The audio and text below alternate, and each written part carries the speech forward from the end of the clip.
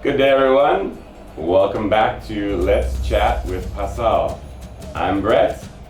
Today we're going to have a little chit-chat about English with one of my students who has a very special name, Huynh Thang Công.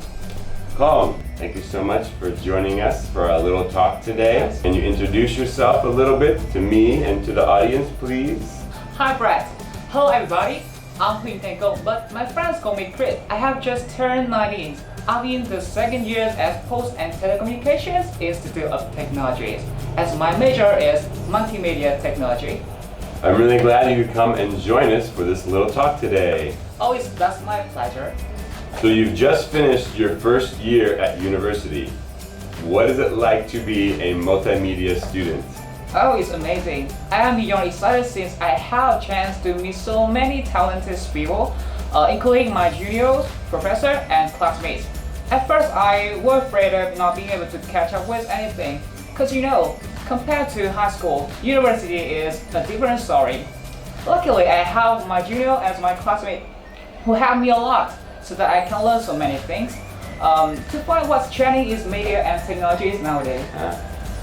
I first met you like a few months ago, and your pronunciation back then, not so good. But now, I have to say, I'm so impressed with your pronunciation and word usage. Oh, thank you so much. Now, let's look back then at your journey with English. Do you remember what's the most difficult thing you had to deal with? Well, when I was in high school, my English wasn't very good. I was struggling with learning new words. The only thing I did was trying to learn by heart as many words as I could. And it was a terrible idea since I forgot almost 90% of those words in the day after. It was a nightmare to me when I first entered the university. As a multimedia student, I have to read many articles and learning material in English. So how did you get over it? Okay, one day I found a post on Facebook and it said, it's learn English phrase, not individual words. So I tried to make a connection between those words. I tried to make a story for them. And surprisingly, I was able to learn like 20 new words a day. Then gradually, the number went up to 30 and then 40 words a day. Do you think that English is important for your major, and why? You know that I major is multimedia technology, which means that I have to update the information about most recent technology to find what's hot on social media right now on some foreign websites. And I can't do all those without English. So yeah, English is super important to me. I noticed not only your vocabulary has improved, but your speaking and intonation is better too. Do you have any secrets? I'm really into drawing, singing, reading Japanese comics, so I try to find all the material about those topics, and I start to learn from them. For example, first I find a song that I'm interested in.